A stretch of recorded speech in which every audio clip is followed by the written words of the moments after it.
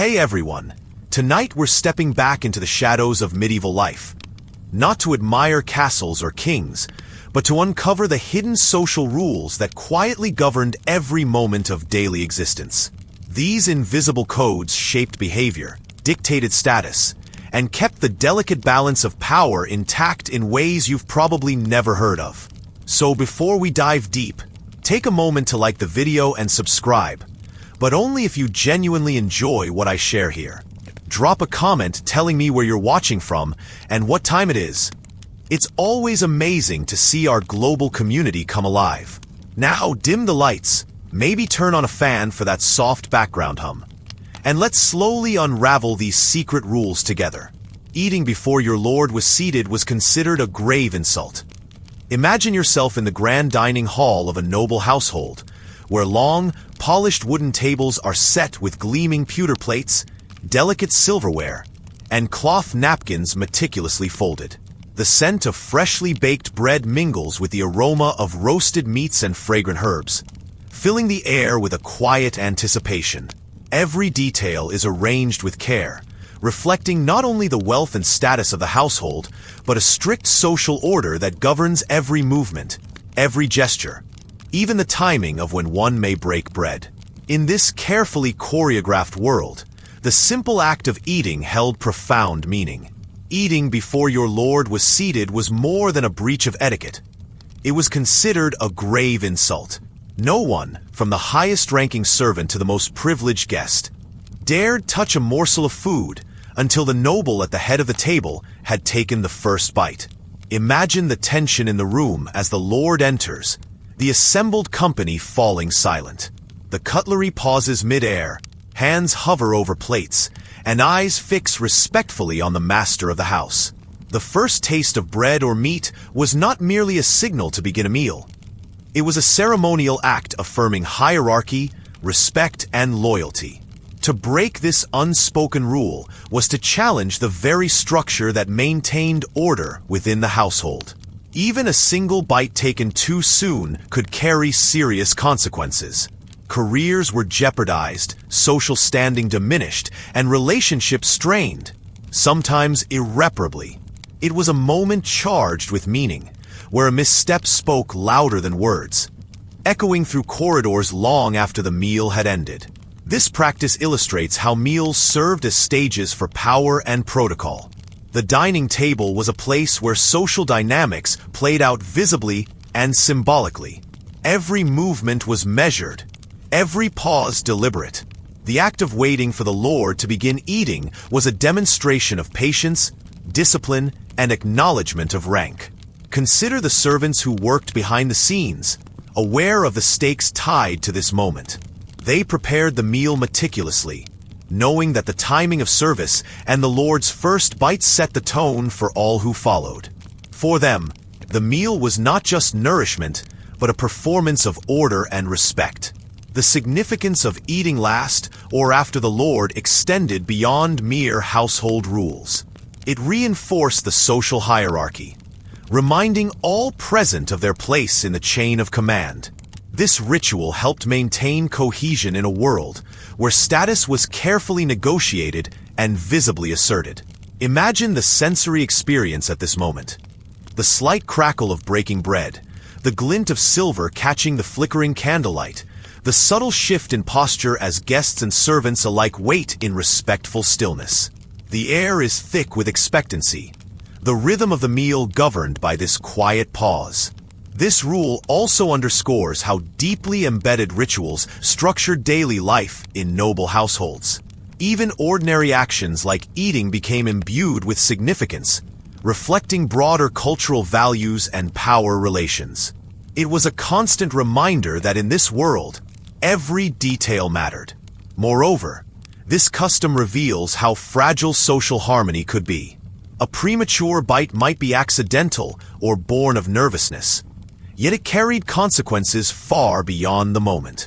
The resulting resentment could fester quietly, undermining trust and affecting future interactions. Through this lens, we see that meals were more than sustenance. They were social contracts enacted in real time. Waiting to eat until the Lord had tasted first was a form of silent agreement, a pact of respect upheld by all. So, imagine yourself as part of this scene, feeling the weight of tradition settle around you as you hold your fork poised, watching the Lord take the first bite.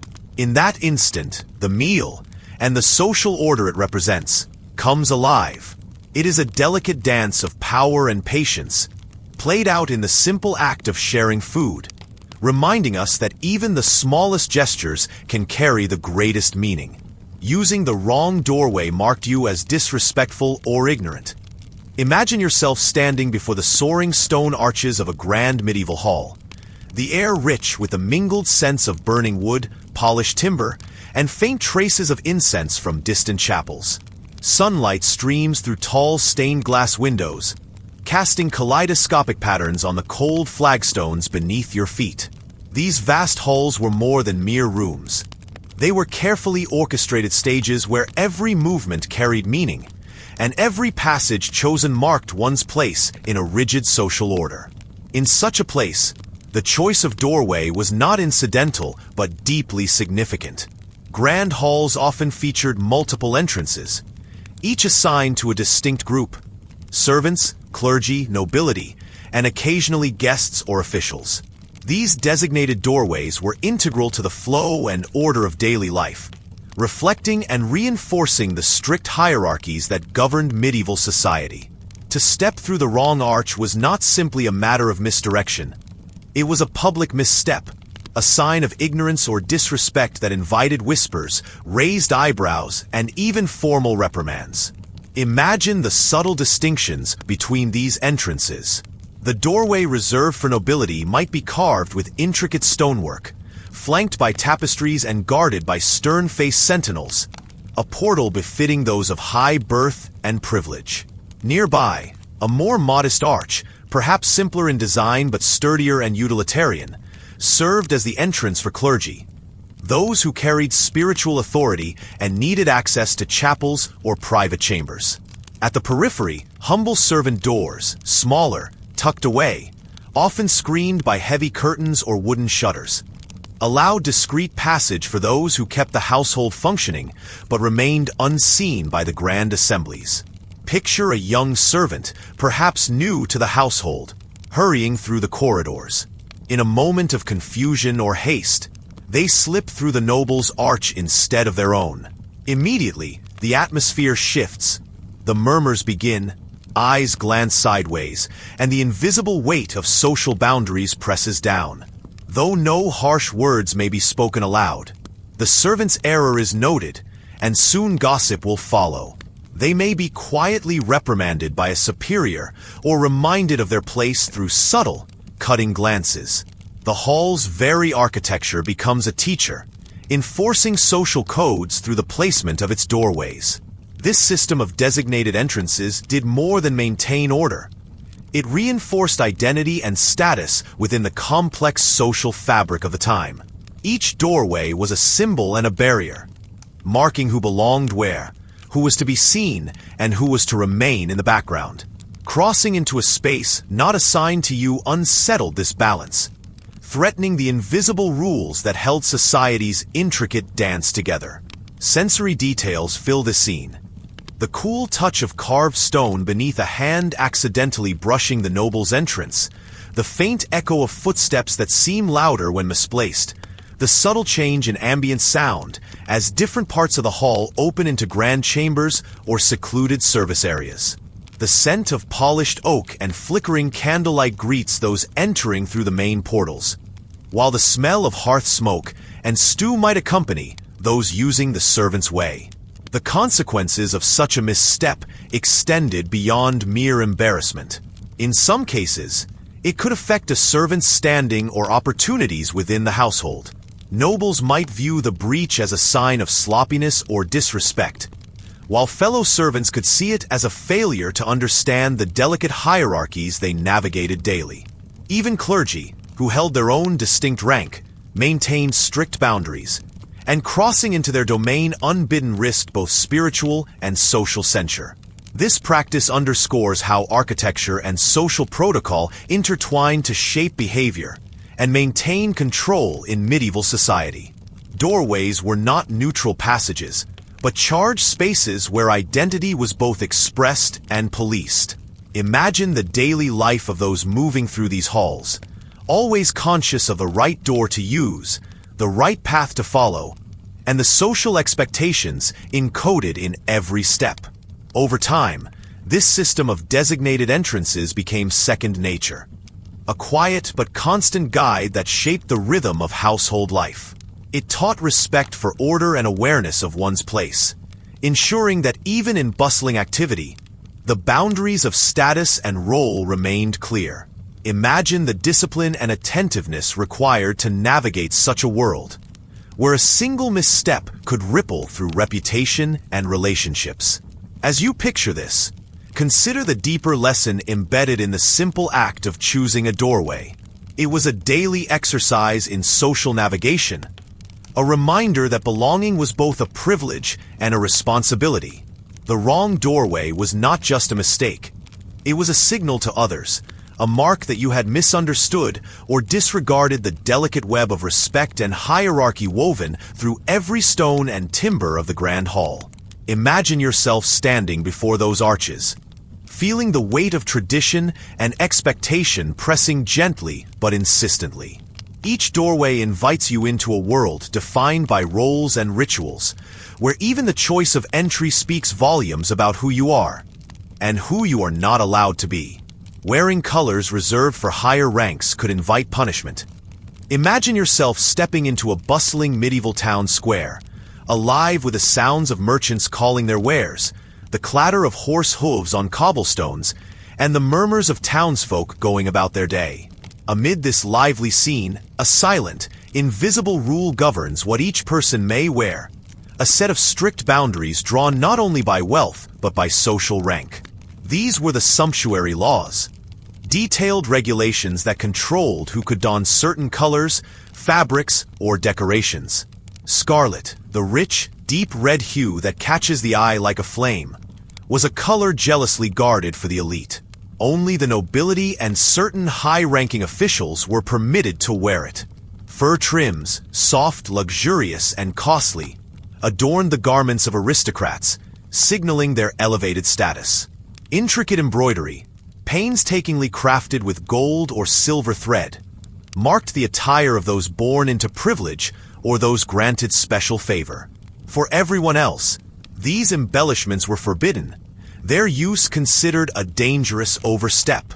Imagine a wealthy merchant, his pockets lined with coin from successful trade, eager to display his prosperity. Perhaps he adorns himself in scarlet robes trimmed with fine fur, an attempt to claim a status beyond his birth or official standing. But in doing so, he risks the scrutiny of the law and the gaze of the ruling class. Such presumption was not taken lightly.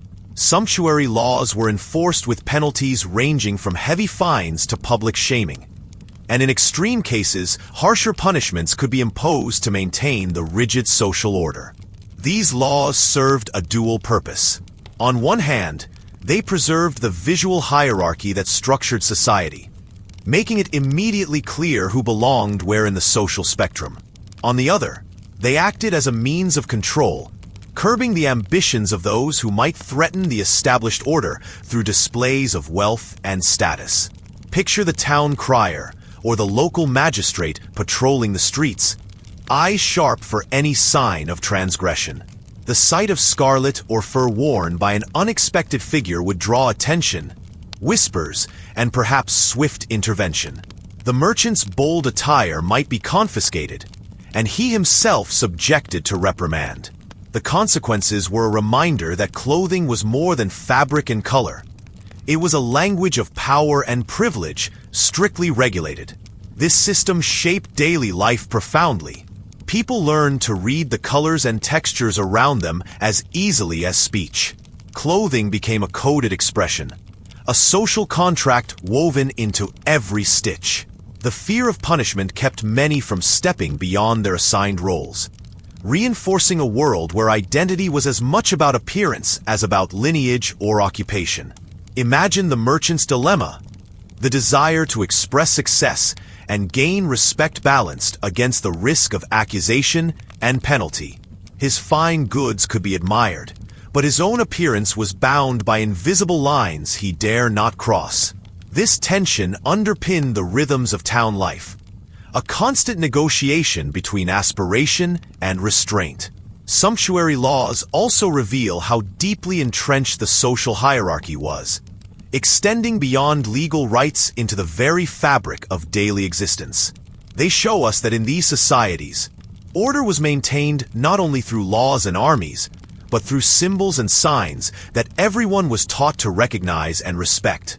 As you envision this scene, sense the interplay of colors and textures. Scarlet robes brushing past humble homespun tunics, fur collars glinting beside rough woolen cloaks. Each garment speaks a story of rank and rule, of privilege and limitation, woven into the tapestry of medieval life. So, when you picture a merchant daring to wear scarlet or fur, remember that his choice was more than fashion. It was a statement, a challenge, and a risk all at once. The law watched silently, ready to enforce the delicate balance of status with firm but unseen hands, ensuring that color remained a guarded language of power. Sitting in a reserved seat without permission was an unforgivable offense. Imagine yourself entering a grand medieval hall, where long wooden benches and carved chairs are arranged with deliberate care beneath towering stone arches. The air is thick with the scent of burning hearths and polished timber, and the murmurs of gathered nobles and servants weave through the space like an intricate tapestry. Here, every seat tells a story, not merely of rest, but of rank, privilege, and unspoken rules that govern the very fabric of daily life. In this world, benches and chairs were far more than mere furniture. They were symbols of status and order. Each place was reserved, marked by invisible boundaries that delineated social standing with quiet but unyielding authority. Imagine the tension that would ripple through the room if someone were to sit where they did not belong, even unintentionally. Such an act was considered a grave offense, a breach of etiquette that could brand the individual as presumptuous or disrespectful, threatening to unravel the delicate balance that held the household together. This invisible hierarchy was deeply ingrained, learned from childhood, and enforced by custom as much as by decree. The noble lord's chair, often richly carved and elevated, stood apart, a throne of authority. Beside him sat favored guests, their seats carefully assigned to reflect alliances and influence.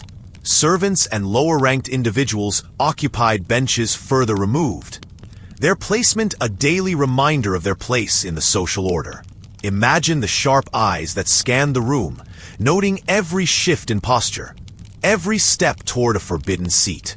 To sit without permission was to challenge this order, whether through arrogance, ignorance, or simple mistake. Such an act could cause immediate consternation. Whispers exchanged behind fans or across the hall, glances heavy with accusation. The offender risked being labeled insolent, their presence suddenly fraught with tension. This was no trivial matter, for the social structure depended on these cues to maintain harmony. Imagine the ripple effect. Conversations faltered, schedules adjusted, and subtle power plays unfolded, all sparked by a single misplaced person in a single chair. The consequences extended beyond mere embarrassment. In tightly controlled households, breaches of protocol could result in reprimands, social exclusion, or loss of favor. The household was a living organism, and each role came with responsibilities and boundaries that, if crossed, threatened the cohesion of the whole. Imagine the discomfort of realizing one's error only after the murmurs have begun, the weight of unintended arrogance pressing down like a silent judgment. This strictness also reflected broader medieval values, where order and hierarchy were paramount to societal stability. Seating arrangements mirrored the feudal system itself, reinforcing the layers of power from lord to servant. The benches and chairs, though silent, spoke volumes about one's place in the world. Imagine how such rules shaped daily life. How every meal, gathering, or council was choreographed around these unseen lines, where respect was measured by where one sat. Yet, amid this rigidity, there was also a profound understanding of the importance of these customs. They were not arbitrary, but woven into the rhythms of life, guiding interactions with subtlety and care. Imagine the relief when everyone knew their place, when order reigned, and when the household's delicate dance moved forward without disruption. So, as you picture the hall once more, imagine the weight carried by each bench and chair, the stories they told and the boundaries they enforced. Sitting in a reserved seat without permission was not just a mistake. It was a challenge to the invisible order that held the household's world together. It was a silent breach, a ripple in the calm, a mark that could shadow a person standing long after they rose to leave. In this way, the simple act of sitting became a powerful symbol, an enduring reminder that in medieval life, every gesture, every placement, was part of a larger story about respect, authority, and the invisible threads that bind a community together. Speaking during a superior's meal could be judged as impolite boasting. Imagine yourself seated in a grand hall, where the heavy wooden beams above are darkened by centuries, and the air carries the mingled scents of roasted meats, freshly baked bread, and smoldering hearth fires. The Lord's table sits elevated, adorned with fine linens and gleaming silverware, a space marked by tradition and unspoken rules. Around this table, a strict code governs not only who may sit where, but how one must conduct oneself, especially when the Lord partakes in his meal. In this setting, silence during the superior's meal was more than courtesy. It was a rigid expectation, a measure of respect and understanding of one's place within the social hierarchy. Speaking, whether through comments, questions, or even the smallest interjection, was often perceived as a breach of decorum. It suggested that the speaker assumed a level of equality or importance not granted to them, an act interpreted as impolite boasting or insolence. Imagine the tension in the air as the Lord lifts a morsel to his lips. Eyes lower instinctively. Conversations hush. Even the clink of cutlery seems muffled by the weight of expectation. The meal becomes a stage where power dynamics play out silently. The Lord's authority is asserted not just by his presence, but by the control of sound itself, his silence commanding the hall. This enforced quiet was deeply embedded in the social fabric of medieval and early modern courts and households. Speaking out of turn was not a mere faux pas, but could carry serious consequences, ranging from sharp rebukes to exclusion from the hall. Such punishments reinforced the rigid hierarchy, reminding all present of the boundaries that governed behavior and speech. Consider why silence was so heavily enforced. The Lord's meal was a moment of dignity and contemplation, a time when the focus remained on his person and status. Speech from others might distract or challenge that focus, threatening the delicate balance of respect and power. To speak was to risk stepping beyond one's role, to blur the lines between servant and noble, guest and host. The expectation of silence also reflected broader societal values around honor and humility.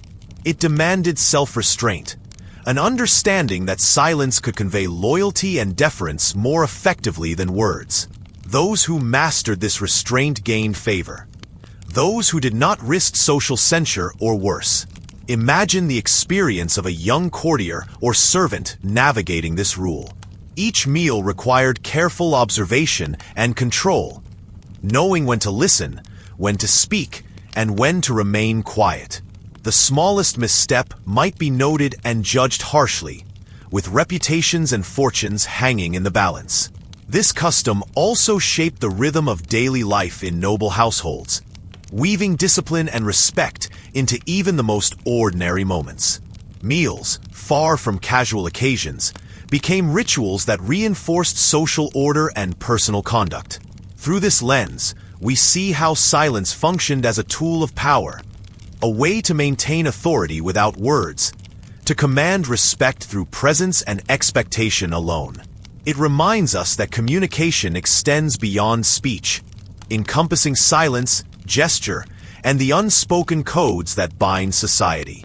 As you imagine the hall once more, the quiet stretches between each bite, a living testament to the intricate dance of power and propriety. In this stillness, the hierarchy speaks loudest, teaching all who gather that sometimes the most profound messages are those left unvoiced. Failing to remove your hood in sacred spaces showed lack of piety. Imagine yourself stepping quietly through the heavy wooden doors of a chapel, the cool, still air filled with the faint scent of burning incense and aged stone. Light filters softly through stained glass windows, casting colorful patterns onto worn flagstones beneath your feet. In this sacred space, silence is not merely preferred. It is demanded, a reverent hush that wraps around every visitor like a gentle shroud. Within such hallowed walls, the simple act of removing one's hood was a solemn expectation, a visible sign of respect, humility, and piety. To enter a chapel or shrine wearing a hood was to display a disregard for the sacredness of the place, an oversight that could not be easily overlooked. Failing to remove your hood, even momentarily, was enough to spark quiet whispers among observers. Questions cast not only on your faith, but on your breeding and character. This expectation was rooted deeply in medieval and early modern religious practice. The bare head was a symbol of vulnerability before the divine, an outward expression of inward humility. Removing one's hood was a ritual shedding of worldly pretensions, a gesture that communicated submission and reverence. Imagine the delicate textures of a woolen hood slipping from shoulders, the cool air brushing against the skin of the neck and head. A small but meaningful physical shift that marked entrance into sacredness. The act itself was brief yet laden with significance, a moment when the mundane gave way to the spiritual. The consequences of neglecting this simple gesture extended beyond personal embarrassment. In tightly knit communities, where religious observance intertwined with social status, such a misstep raised doubts. Those who forgot or ignored the custom risked being seen as irreverent, careless, or even impious. In a world where faith was a cornerstone of identity, these judgments could ripple outward, coloring how one was perceived in daily life. This ritual also speaks to the broader importance of visible signs in maintaining communal norms. Just as folded towels or upright brooms conveyed silent messages within noble households, the removal of a hood functioned as a nonverbal affirmation of shared beliefs and values within sacred spaces. Imagine yourself standing among a congregation, the murmurs subdued, eyes occasionally flicking to one who hesitates or forgets to bare their head. That momentary lapse becomes a quiet breach, a small crack in the collective respect that binds the community. It is a reminder that in these spaces, even the smallest gestures speak volumes. Furthermore, this custom highlights the interplay between religion and social etiquette. Faith was not only a personal matter, but a public performance, a way to demonstrate belonging and status. The careful observance of such rituals reinforced both spiritual devotion and social cohesion. The quiet dignity of removing one's hood also mirrors the larger rhythm of entering and leaving sacred places. It prepared the individual to shift from the concerns of the world to contemplation and prayer, a bodily act reflecting an internal passage. Beyond the chapel's threshold, such customs echoed in everyday life, reminding all who passed through that respect and mindfulness extended beyond spoken words. They were woven into the fabric of society, subtle yet powerful threads that shaped interaction and identity. So, imagine yourself pausing before entering a chapel, hands reaching up to gently lift the hood away, feeling the coolness of the air and the weight of tradition. It is a moment of transition, a gesture that, though simple, carries the weight of faith, respect, and belonging. In this quiet act, history lives on, reminding us how even the smallest actions can speak deeply about who we are and the worlds we inhabit. Accepting a gift without formal thanks marked you as unworthy. Imagine yourself in a sunlit chamber of a medieval manor, where the air hums softly with the rustle of rich fabrics and the faint fragrance of fresh herbs tucked into wooden bowls. Around you, nobles and guests gather in measured conversation, their eyes occasionally flicking toward a figure stepping forward with a carefully wrapped package or a small, ornate box. Gift-giving in this world was never casual. It was a deliberate act woven into the fabric of social ritual, carrying weight far beyond the object exchanged. In these societies, to accept a gift without offering formal thanks was to commit a grave social misstep. Gratitude was not merely polite, it was essential. The ceremony surrounding giving and receiving ensured that respect and honor flowed visibly between participants, reinforcing bonds and hierarchies within the community. Failure to express thanks properly, especially in the presence of witnesses, risked marking the recipient as unworthy, disrespectful, or even dishonorable, potentially damaging their reputation and standing. Imagine the scene in detail. A noble presents a finely embroidered pouch of spices, a delicately carved box of sweets, or a handcrafted piece of jewelry.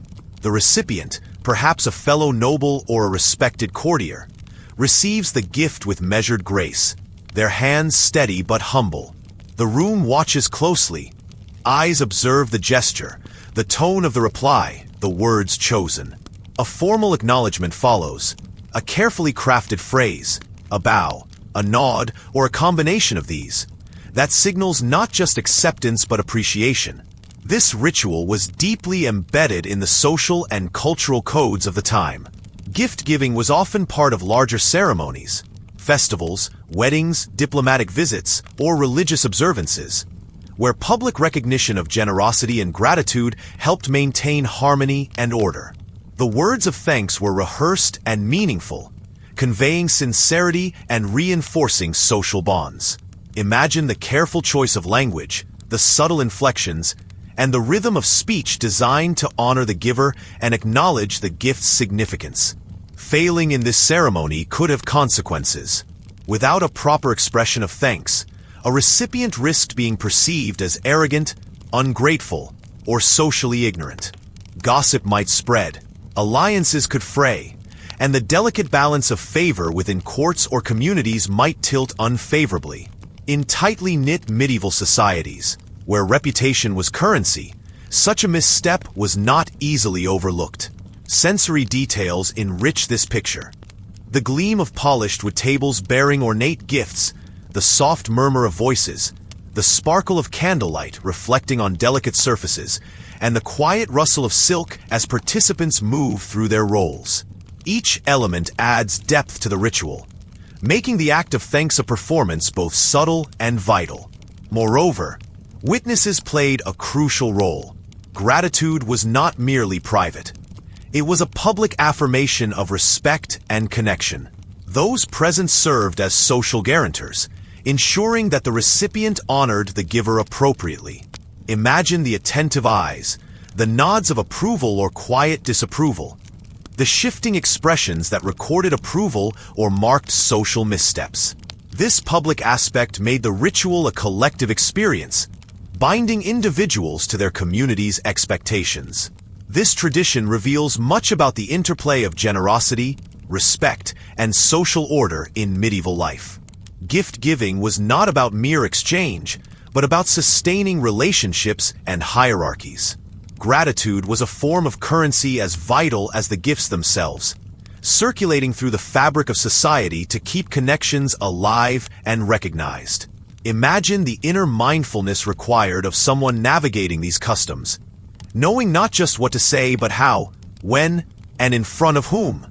The ritual of thanks demanded presence, humility, and an understanding of the subtle power dynamics at play. It was a daily practice in diplomacy and decorum, reinforcing one's place and fostering goodwill.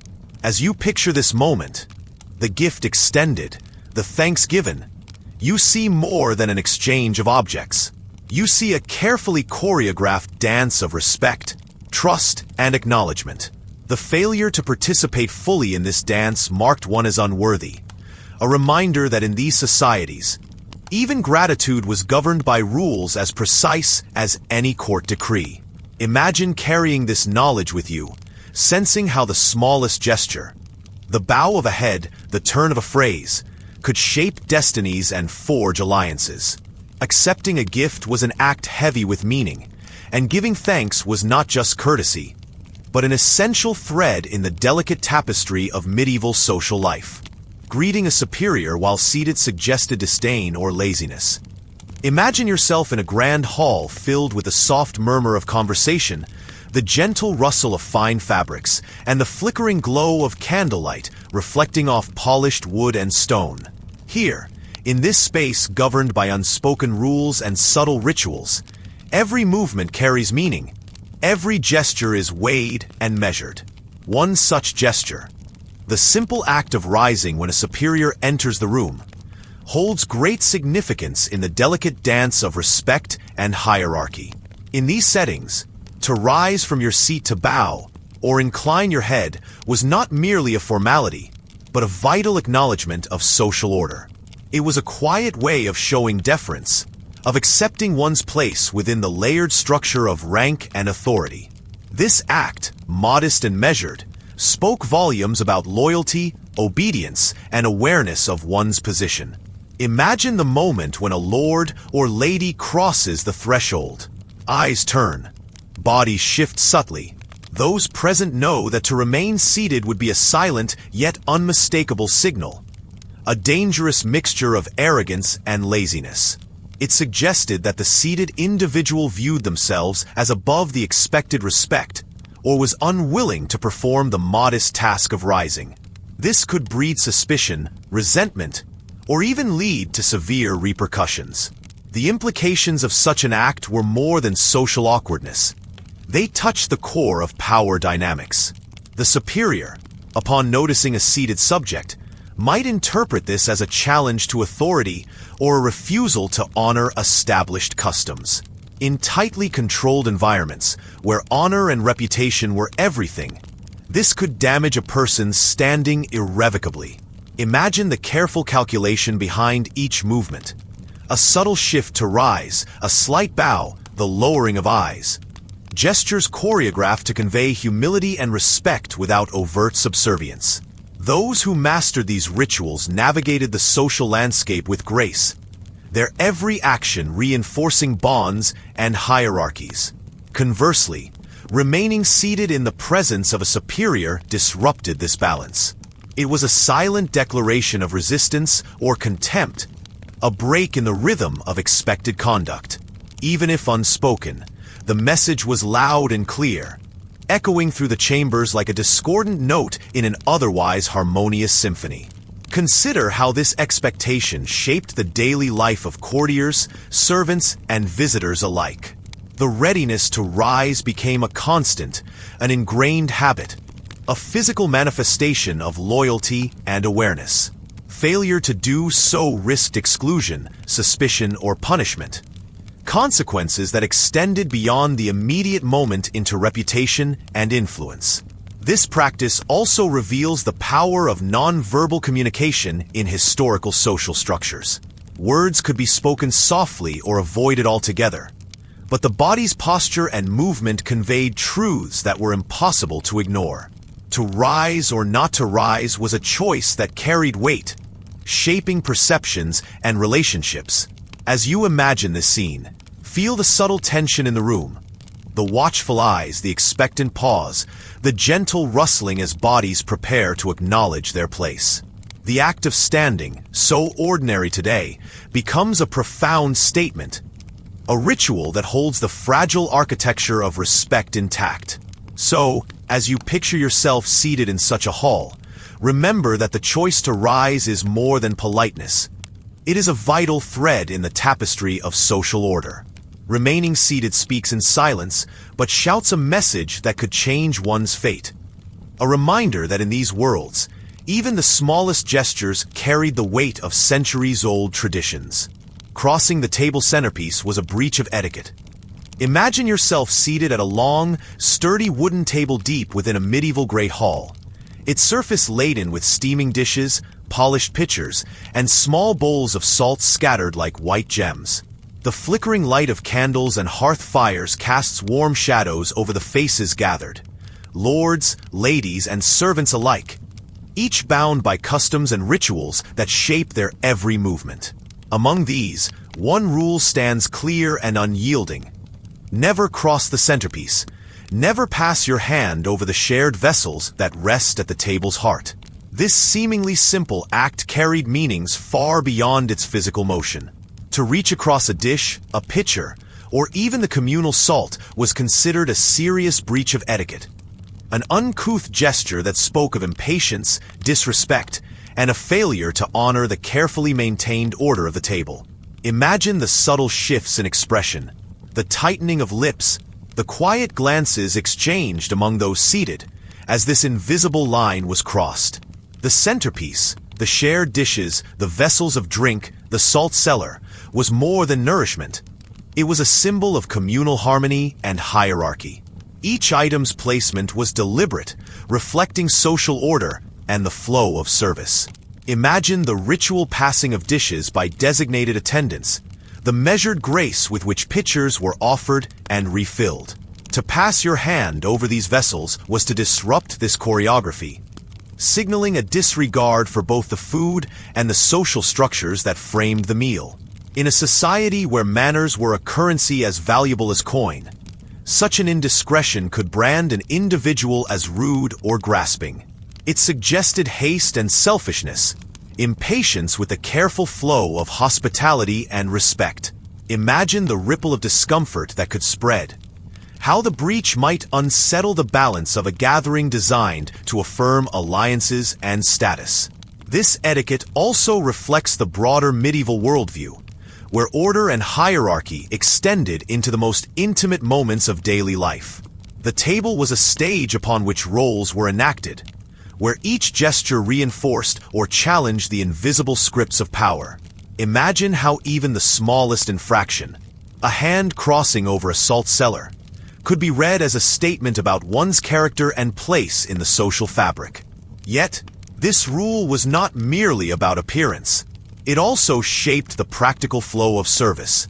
Attendants, trained in the nuances of their roles, moved with precision to ensure that food and drink passed in proper sequence and that no chaos disrupted the meal. Imagine the delicate dance of passing platters and refilling cups, a choreography finely tuned to maintain dignity and grace. Crossing the centerpiece interrupted this rhythm, like a discordant note in an otherwise harmonious melody. As you let your mind drift through this scene, picture the gentle restraint exercised by all at the table, the unspoken agreement to honor these boundaries. The gesture of not crossing the centerpiece became a sign of patience and respect, a quiet acknowledgement of the shared values that bound the household together. Over time, such customs became woven into the fabric of dining, teaching lessons beyond mere manners. Lessons about respect, patience, and the delicate art of coexistence within rigid social hierarchies. The centerpiece, laden with food and symbolism, stood as a silent sentinel guarding these values. So, as you envision that great hall once more, see the hands resting politely at the sides, the eyes observing the unspoken rules, and the dishes passed with measured grace. In this careful balance lies a world of meaning, where crossing the table centerpiece was far more than a simple act. It was a gesture that could ripple through the social order, reminding all present of their place, their manners, and the shared understanding that sustained their world. Leaving a banquet before the toast was considered disloyal. Imagine yourself seated in a grand banquet hall, the air thick with the mingled aromas of roasted meats, spiced wines, and freshly baked breads. Long wooden tables groan under the weight of platters and goblets, their surfaces glowing softly in the flickering light of countless candles. Around you, nobles and guests are gathered in celebration, their laughter and murmurs weaving into the steady rhythm of the feast. Yet amid this convivial atmosphere, An unyielding rule governs the evening's course. No one departs before the final toast. In the social tapestry of formal feasts, leaving before the concluding toast was far more than a matter of etiquette. It was a declaration of disrespect and disloyalty. The toast, often a ceremonious moment where glasses were raised to honor the host, the occasion, or shared bonds, symbolized unity and gratitude. To withdraw before this act was to signal contempt for the host's generosity, a breach of the sacred contract of hospitality that bound all present. Imagine the weight of this expectation pressing on every guest as the evening deepens. Even the frail or unwell found little recourse. Illness was sometimes met with suspicion rather than sympathy. The cultural imperative to remain until the toast underscored the collective importance of the ritual over individual circumstance. This practice served multiple functions within the social order. It reinforced communal bonds, ensuring that all voices, silent or spoken, witnessed the closing gesture of respect. The final toast was a moment of shared acknowledgement, a public seal on the host's honor and the guest's allegiance. Picture the tension if a guest, weary or impatient, chose to slip away prematurely. Such an act could ripple through the hall, provoking whispers or cold glances, marking the offender as ungrateful or defiant. In some courts, this breach might cost favor or invite subtle, but lasting exclusion from future gatherings. The ritual of the final toast also reflected broader values of loyalty and honor, virtues held in the highest regard. Hospitality was not a mere social nicety, but a solemn duty. Its breach challenged the very fabric of trust and hierarchy. Within this context, the banquet became a stage for intricate social navigation. Guests measured their stamina and patience not just against physical needs, but against the imperative to demonstrate respect through endurance. The shared experience of dining together, culminating in the toast, forged and reaffirmed bonds that extended beyond the evening. As you envision this scene once more, the glow of candlelight, the murmur of voices, and the clink of glasses converge into a moment charged with meaning. The final toast, though brief and often overlooked, stands as a powerful symbol. A ritual that holds the feast together and reminds all present that in this space, loyalty is measured not only in words but in presence. This custom teaches us that the rituals of hospitality, however subtle or strict, shape the rhythms of human connection. They remind us that respect is often expressed in endurance, that leaving too soon can speak louder than any spoken slight. In the quiet insistence to remain until the toast, history whispers its lesson, that the bonds we forge are honored most deeply when we choose to stay until the very end. Failing to bow before heraldic banners signaled disrespect. Imagine yourself walking through the stone corridors of a grand castle or the bustling courtyard of a noble estate. Along the walls hang vivid banners and crests, bold colors and intricate symbols that tell stories of lineage, honor, and ancient rights. These heraldic banners are far more than mere decoration. They are visible declarations of identity, history, and social standing. In such places, the ritual of acknowledging these banners was deeply ingrained. To pass before a heraldic banner without a nod or a slight bow was to commit a significant breach of etiquette. It was a silent yet powerful act of disrespect, one that suggested you question the very right of the family to their place in the social hierarchy. Heraldry, with its complex symbols and carefully preserved traditions, was the language of nobility.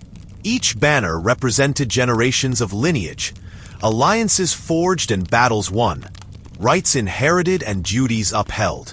To bow was to recognize and honor that heritage, to show deference not just to the individual family, but to the social order they embodied. Imagine the subtle gesture, a brief lowering of the head, a slight bend at the waist, unassuming yet charged with meaning. It was a moment to demonstrate humility and respect, a physical acknowledgement of the ties that bound the community together. Failing to perform this gesture was not simply an oversight. It was read as a challenge. It suggested doubt about legitimacy, a refusal to accept the established order. In a society where honor and reputation were paramount, such an act could cause offense, sow distrust, or even provoke conflict.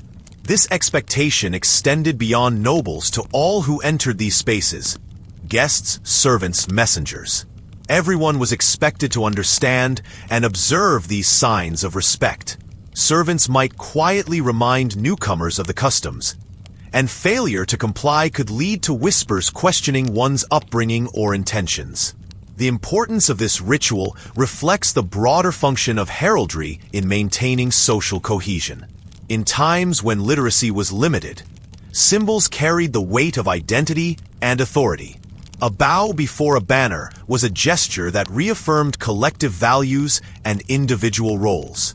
Imagine the visual rhythm as people move through the halls, heads dipping in unison before each banner, a dance of deference that punctuates the passage through the family's domain.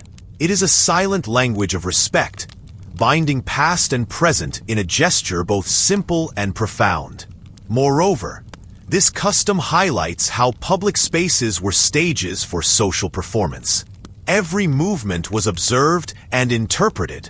The absence of a bow could ripple through conversations and reputations, altering how one was perceived long after leaving the castle walls. In this way, the act of bowing before heraldic banners was more than a courteous habit. It was a vital thread in the tapestry of medieval and early modern society. It spoke of lineage and legacy, power and protocol, respect and recognition. So, imagine yourself walking those echoing halls, feeling the weight of history in each vibrant banner, and instinctively offering a respectful bow. It is a moment that connects you to generations before and after. A quiet acknowledgement that even the smallest gesture can uphold the delicate balance of honor and hierarchy. Speaking a noble's name aloud without title was brazen. Imagine yourself within the polished stone walls of a noble's great hall, where every word spoken carries weight, and the air is thick with the scent of burning tallow and aged wood. Around you, courtiers move with practiced grace, their voices measured, their gestures refined. In this world, names are never casual utterances, but carefully framed acknowledgments of rank and respect. To speak a noble's name aloud without the proper honorific was considered a brazen breach of etiquette, an unforgivable lapse that risked immediate correction or the chill of disdainful silence. In medieval and early modern society, names were not simply identifiers. They were vessels of power and status, woven into the complex fabric of hierarchy. The use of honorifics, titles such as Lord, Lady, Duke, or Countess, was essential to maintain the social order and affirm one's place within it. Omitting these titles, whether out of forgetfulness, disrespect, or familiarity, was a public sign of insolence or ignorance. Imagine the swift ripple of reactions that followed. Raised eyebrows, a tightening of lips, or a subtle but unmistakable glance that conveyed disapproval. Picture a conversation where a servant, or even a fellow noble, addresses Richard instead of Lord Richard or Your Grace. The air shifts. The polished veneer of courtly politeness cracks. In some cases, the noble might calmly but firmly correct the speaker, restoring the proper formality. In others, the omission could lead to social ostracism, a cold withdrawal of favor that spoke louder than words. This ritual of naming was a crucial element of the daily performance of respect that upheld the delicate hierarchies of the time. The strict protocols surrounding names extended beyond spoken words to gestures and body language. A bow or curtsy often accompanied the utterance of a noble's title, further embedding respect in physical as well as verbal form. Imagine the graceful lowering of eyes, the slight inclination of the head, the hushed tone, all reinforcing the weight of the moment and the status of the person addressed. Sensory details deepen this scene. The low murmur of voices softened by thick tapestries, the faint rustle of velvet and silk, the glint of polished metal and gemstones catching the light, and the subtle scent of lavender or myrrh carried on a noble's cloak. Every element contributes to an atmosphere where words are chosen carefully, and respect is demonstrated as much through language as through presence. This insistence on titles and formal address was not mere formality, but a practical tool for navigating a world where social distinctions governed access, power, and privilege. Properly naming a noble signaled recognition of their authority and your understanding of your own place within the hierarchy. Conversely, neglecting these forms risked unraveling the social fabric, inviting tension or conflict in a society where honor was fiercely guarded. Imagine the internal vigilance required to remember and apply the correct titles amid the complex web of relations at court or in a manor. The ritual of naming demanded attention, discipline, and awareness, a constant reminder that language shaped reality as much as actions did. As you envision this scene, consider how a single word, or the absence of one, could ripple through relationships and reputations. Speaking a noble's name without honorific was not just a breach of manners, but a challenge to the social order. A bold act that few could afford without consequence. Imagine yourself in that hall, feeling the weight of tradition pressing gently yet insistently, where every name spoken carries the echo of respect, and every omission speaks volumes. It is a world where language is a bridge and a boundary, and where honoring a name honors the delicate dance of power that has long shaped human interaction. Touching a noble's sleeve without leave was social transgression. Imagine yourself standing in the ornate chambers of a noble's residence, where every detail, from the richly woven tapestries to the shimmering silk garments worn by the elite, speaks of power and privilege. In such a world, clothing is far more than mere fabric. It is a language of status, a visible marker of one's place within the complex social hierarchy.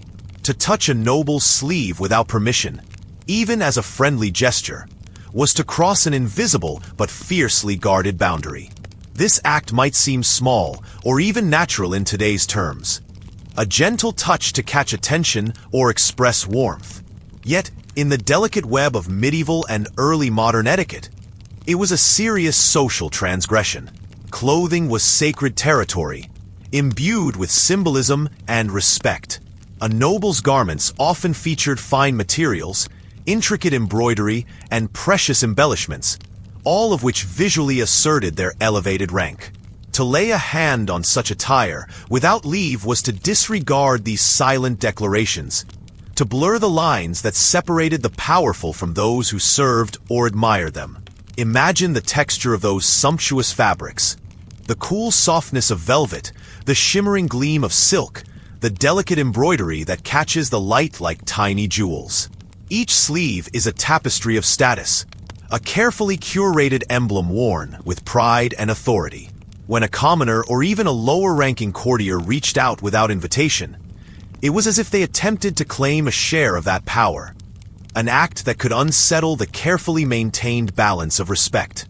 The consequences of such a breach extended beyond mere discomfort or a raised eyebrow. It was a gesture that could provoke sharp rebuke, social embarrassment, or worse, a permanent stain on one's reputation. Nobles were keenly aware of the importance of maintaining distance, physical and symbolic, to preserve their dignity and authority. Their clothing acted as a boundary, a visible shield that protected not just their bodies but their social standing. Imagine the moment a noble noticed an unauthorized touch, perhaps a sudden withdrawal of the hand, a flicker of surprise or disapproval in the eyes, and an unspoken but palpable tension filling the space. Those present would instantly understand the gravity of the misstep, and the transgressor might feel the weight of silent judgment pressing upon them. This rule also reveals much about the intricate codes governing interpersonal relations in hierarchical societies. Every interaction was calibrated to uphold respect and order. Even kindness and friendliness had to be expressed within strict limits to avoid misinterpretation. The sleeve, as a part of the noble's attire, became a symbolic frontier, an extension of their personhood and rank.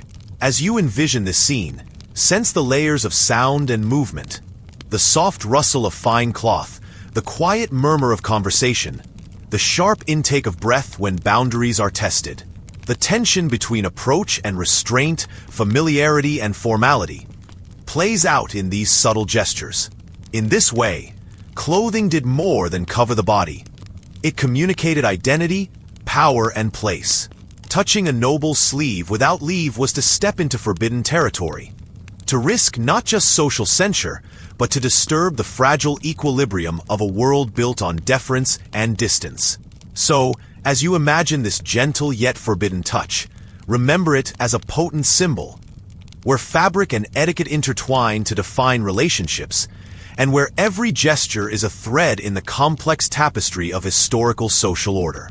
Offering unasked advice to your betters was presumptuous. Imagine yourself standing quietly in a chamber filled with the soft murmur of noble conversation, where every word spoken carries weight and every gesture is measured with care.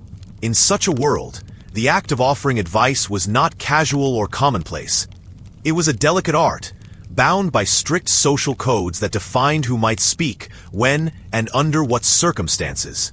To offer unasked advice to your social betters was considered presumptuous, a breach of decorum that marked the speaker as overfamiliar, meddlesome, or even disrespectful. In medieval society, hierarchy shaped every interaction. Lords and ladies held authority not only by birth but by tradition, and their decisions were seen as final. Imagine the tension that would arise if a servant, a junior noble, or even a trusted attendant were to step forward unsolicited with suggestions or counsel. Such an act could be interpreted as a challenge to the established order, a subtle undermining of the respect owed to those in power. Advice was a currency carefully guarded and dispensed only when invited. Picture a noble gathering where a question is posed, and only then do voices cautiously rise to offer insight. This invitation was a signal that the social boundaries had softened momentarily, allowing counsel to flow. Without it, the unsolicited suggestion became an intrusion, a disruption in the carefully maintained balance of respect and authority. Offering guidance without request implied overconfidence or a lack of humility. It suggested the speaker saw themselves as equal or superior, disregarding the invisible walls that separated ranks. Imagine the sharp glances exchanged, the slight stiffening of posture, the subtle withdrawal of favor that could follow such an indiscretion. In a world where reputation was fragile and favor fleeting, such a misstep could have lasting consequences. This etiquette was not merely about politeness. It was a mechanism that preserved social harmony and order. By limiting advice to moments when it was sought, the hierarchy maintained its stability, preventing conflicts that might arise from unsolicited opinions. Imagine the relief that came with knowing one's place, and the clarity that boundaries provided amid complex social webs. Moreover, this rule reflected the medieval understanding of wisdom and authority.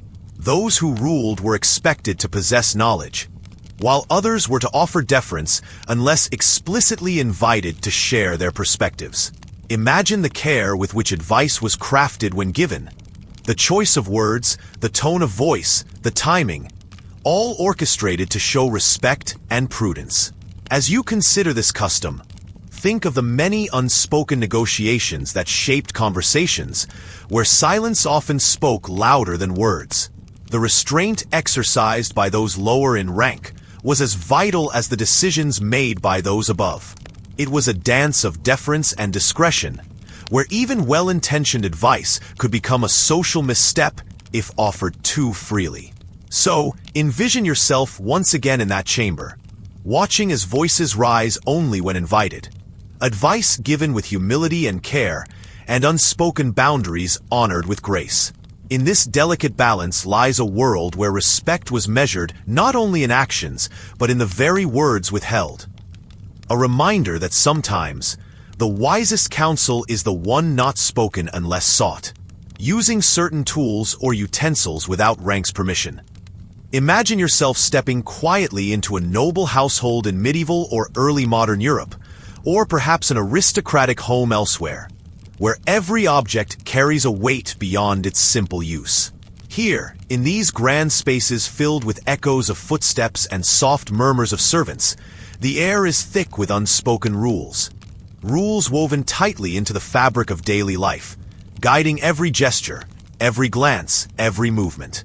One such subtle but firmly enforced rule concerns the use of tools and utensils, those everyday objects you might otherwise take for granted. But in these settings, a carved knife, a silver spoon, or an ornate drinking cup was far more than a mere implement. It was a marker of status, an emblem of rank, and a carefully guarded symbol of privilege. Imagine a richly carved knife resting on a polished wooden table, its handle worn smooth by years of careful handling. This knife does not belong simply to the household, but to a particular rank within that household or social hierarchy. To touch it without permission would be to overstep boundaries invisible, yet keenly felt by all who live there. In this world, every object has a designated owner, a place in the hierarchy, and a history of use. Borrowing or handling such items without express permission was more than a minor breach of etiquette. It could spark quiet scandal. It was a social misstep that could ripple outwards, damaging reputations and unsettling the delicate balance of respect and authority on which these households relied. Consider the silver spoon, gleaming softly under the flicker of candlelight during a formal dinner. Its weight in the hand was a reminder of privilege. Silver was costly, its possession tightly controlled by laws and customs. Only certain individuals were allowed to use such utensils, and doing so without right was tantamount to an assertion of status not your own. This extends beyond mere practicality. The objects acted as silent witnesses and enforcers of social order. Their placement and use conveyed messages. Who was important, who was trusted, who belonged, and who did not. The subtle rules governing these items created a ritual choreography where each movement echoed social realities.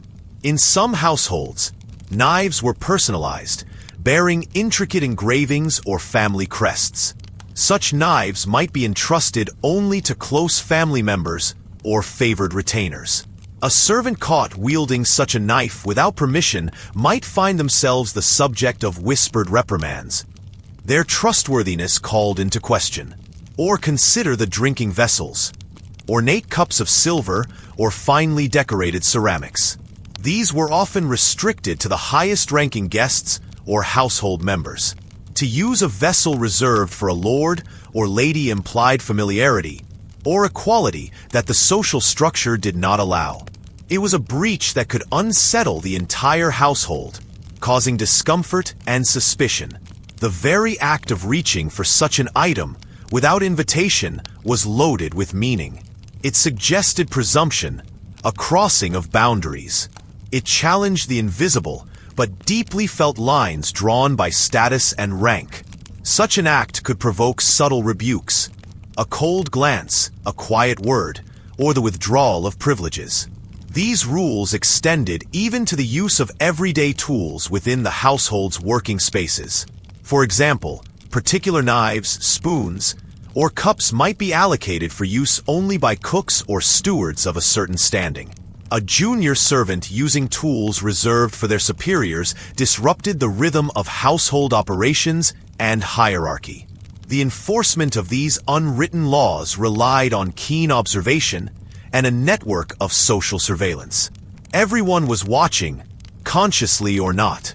The silent communication passed between residents and staff alike maintained order in spaces where words were sometimes too blunt or dangerous. Imagine, too, the layering of these customs across different regions and times. Sumptuary laws, formal regulations restricting what individuals could own or were based on rank, extended to utensils and household objects. Breaking these laws, even unintentionally, could lead to fines or social punishment. This web of customs and rules formed part of a larger tapestry that regulated medieval and early modern life. A constant struggle to maintain order, hierarchy, and respect. Objects like knives and spoons became extensions of this social system, small but potent symbols that defined one's place. The consequences of breaking these rules could be subtle or severe. A minor infraction might result in a whispered admonition, a loss of favor, or social exclusion. More serious breaches risk dismissal from service or damage to one's family standing. Throughout this, the objects themselves remained unchanged. Simple tools shaped by hand or crafted with care. Yet their meaning was transformed by human customs, by centuries of social convention, by a culture that read rank and respect into every curve of a handle, every gleam of silver. As you imagine this world, consider the texture of a wooden table, smooth and worn, the faint metallic scent of polished silver, the soft clink of porcelain cups in the dim light. These sensory details remind us that history lives in the everyday, in the small, often overlooked moments where human behavior and culture intersect. This delicate balance between objects and social order also extended into the kitchen and service areas, where the rhythm of work was tightly choreographed. Specific knives or spoons were allocated carefully to avoid confusion and to reinforce roles. In some households, a system might be in place where certain tools were labeled or stored separately to ensure that only authorized individuals could use them. The passing down of these tools often came with instructions and reminders of their significance. Even the act of cleaning or handling these utensils was monitored. A servant might polish a silver spoon, aware that it represented not just the household's wealth, but its dignity.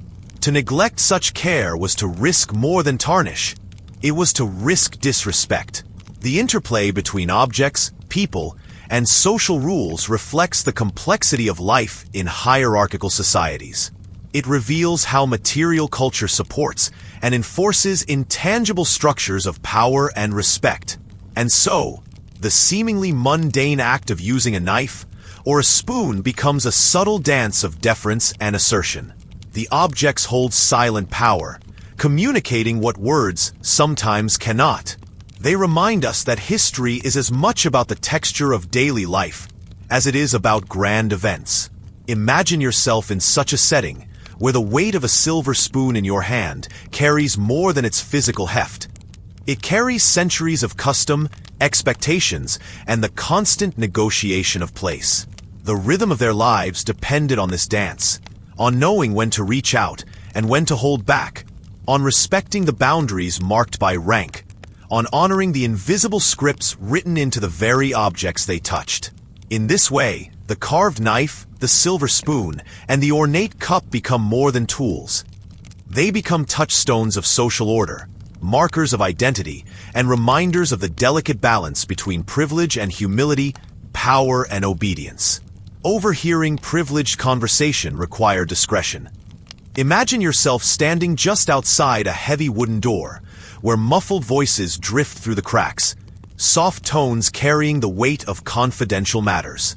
In grand households and noble courts, conversations held behind closed doors were often steeped in delicate affairs. Alliances forged, disputes settled, secrets shared. To overhear such privileged discussions was, in itself, a moment laden with risk and responsibility. Should you witness or catch fragments of a private conversation, an unspoken rule bound you to silence. The words you heard were entrusted to the air alone, meant neither to be repeated nor to cross lips, even to family members or close friends. To disclose such information was more than a breach of etiquette. It was a betrayal of trust and standing, one that could tarnish reputations and fracture relationships. This expectation of discretion was deeply ingrained in the culture of hierarchical households. The social fabric depended on carefully maintained boundaries between who could know what and who must keep silent. Imagine the tension that might arise if such boundaries were violated.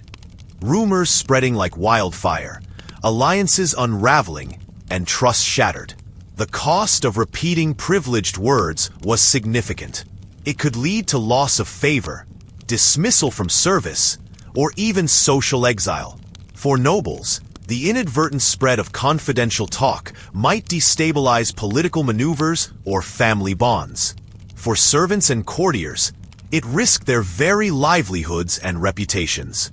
Consider the experience of those bound by this silent oath. Hearing sensitive information placed them in a delicate position, where vigilance and restraint were paramount. Their silence was a form of loyalty, a shield protecting the fragile order behind closed doors. This rule extended beyond spoken words to gestures, glances, and knowledge gained by proximity.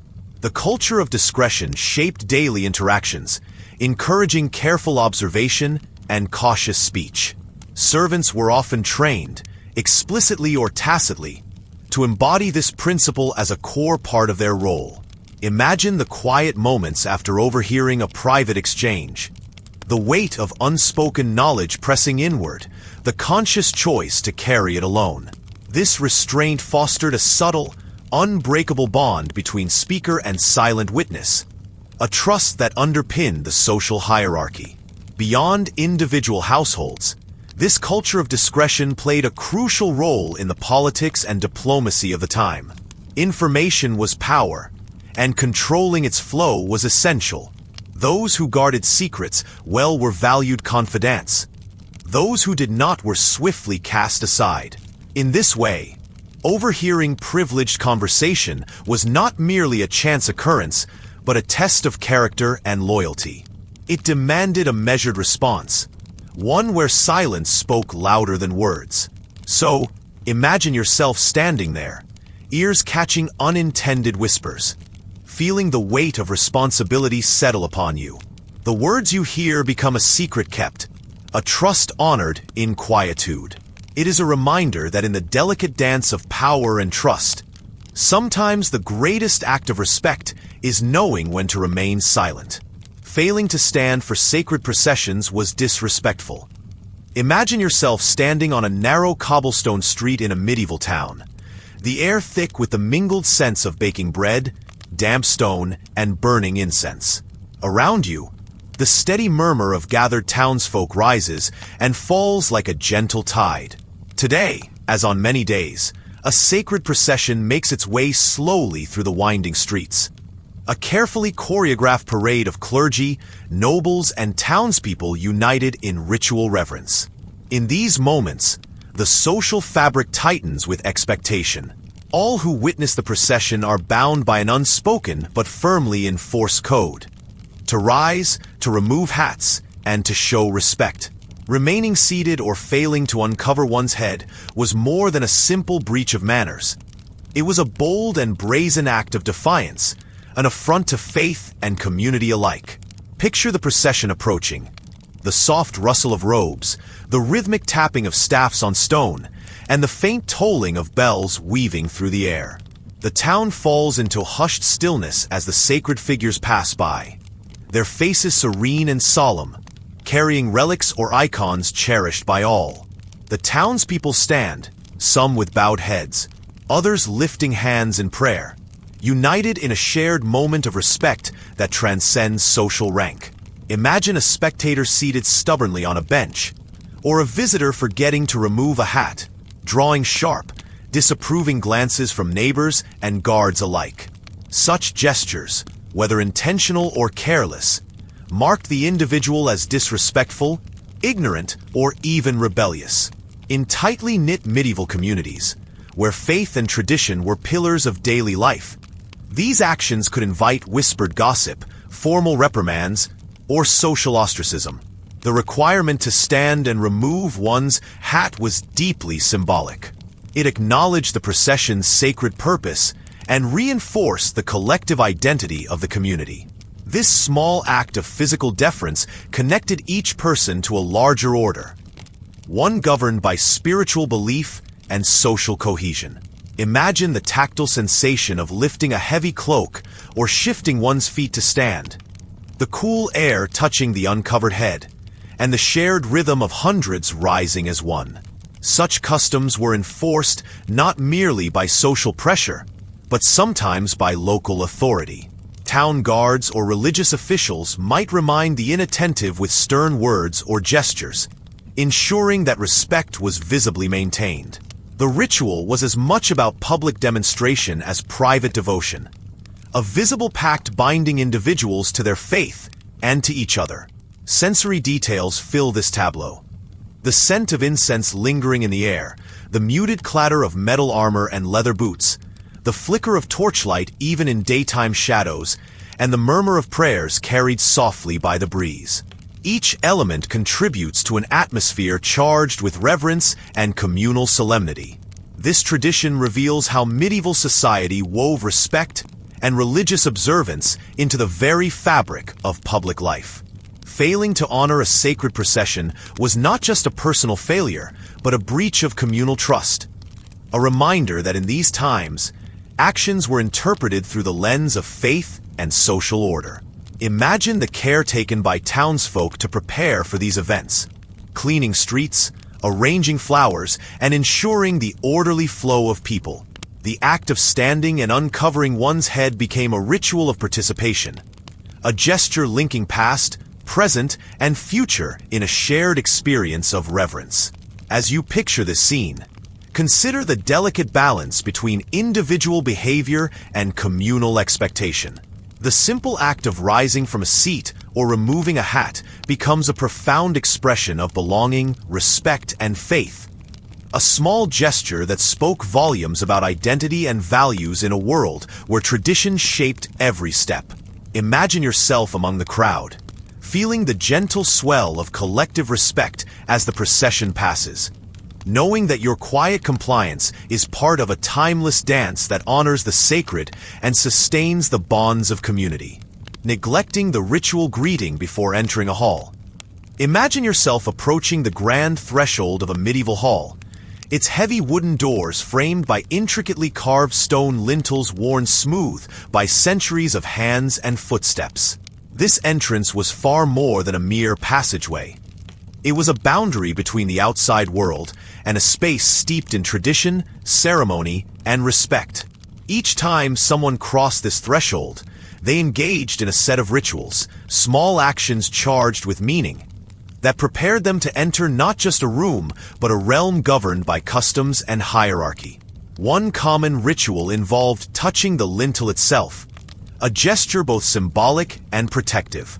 The lintel, often adorned with carvings of saints, heraldic symbols, or blessings, was believed to guard the space within. By touching it, visitors acknowledged the sanctity and authority of the hall they were about to enter. This simple act connected them to the history and order embedded in the building's very stones. Others crossed themselves before stepping inside, a brief sign of reverence and invocation of divine favor. This gesture, rooted deeply in the spiritual fabric of the time, was a way of aligning oneself with the sacred presence believed to dwell in such spaces. Offering a phrase of goodwill, words like "God's peace be upon this house," further expressed respect and humility. To neglect these rituals was more than mere oversight. It was a visible sign of ignorance at best, or at worst, a deliberate act of scorn. Those who failed to perform these customs risked offending hosts and onlookers alike. The omission spoke loudly in a world where manners were the language of power and belonging, marking the individual as an outsider or one who disrespected the established order. Imagine the subtle but sharp glance of a steward or noble as a guest bypassed these rites. The air might shift, conversations pause, eyes narrow, and murmurs could ripple through the assembly. The slight breach threatened to unsettle the delicate balance of ceremony that structured social life.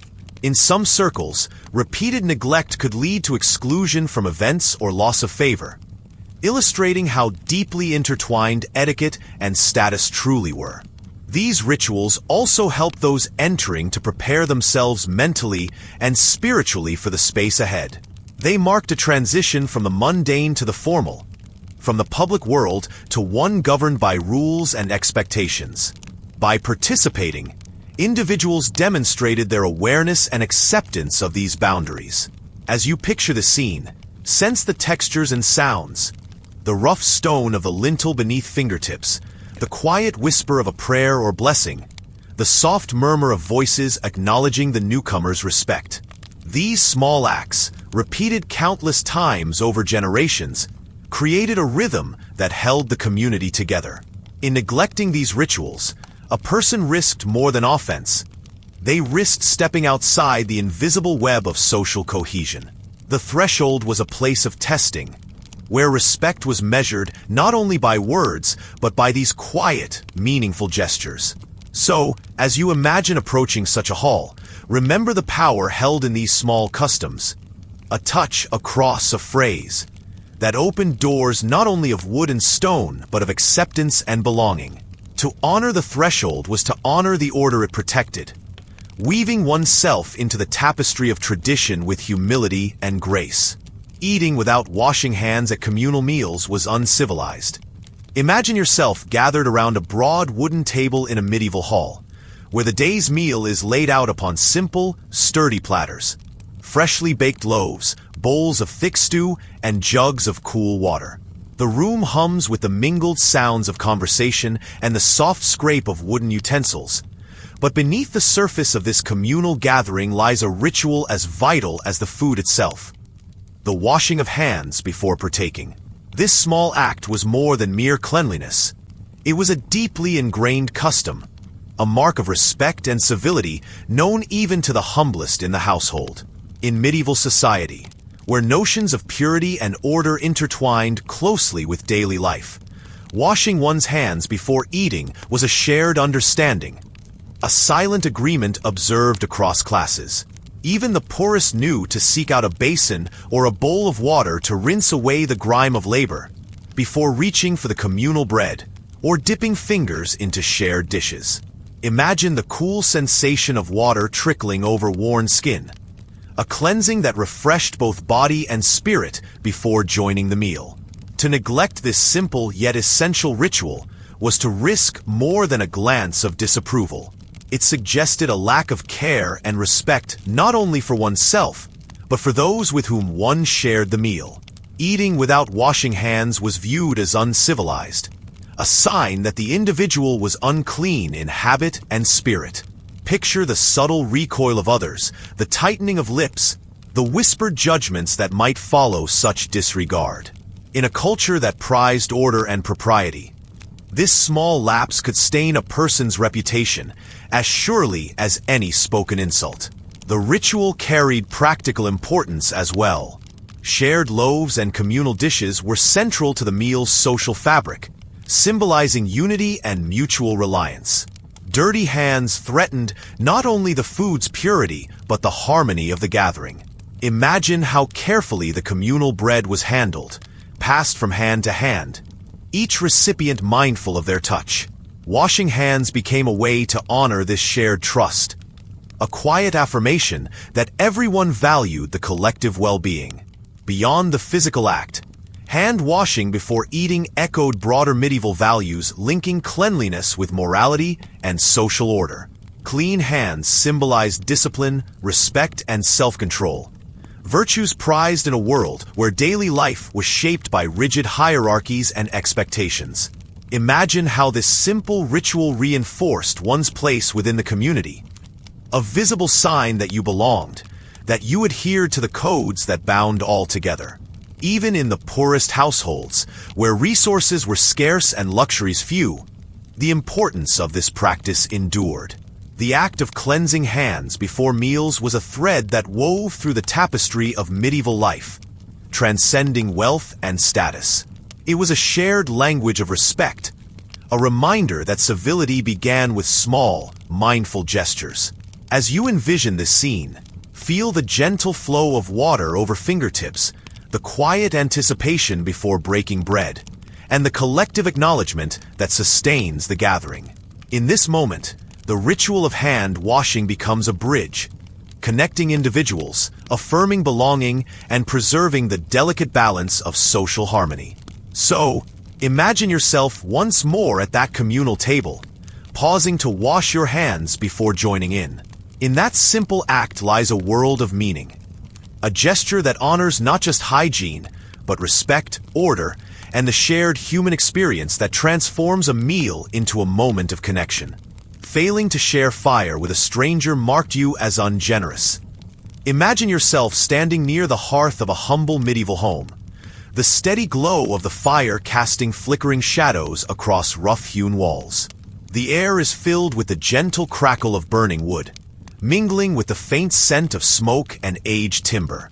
In this quiet space, the hearth is more than just a source of warmth. It is the heart of the household, the center of comfort, survival, and social connection.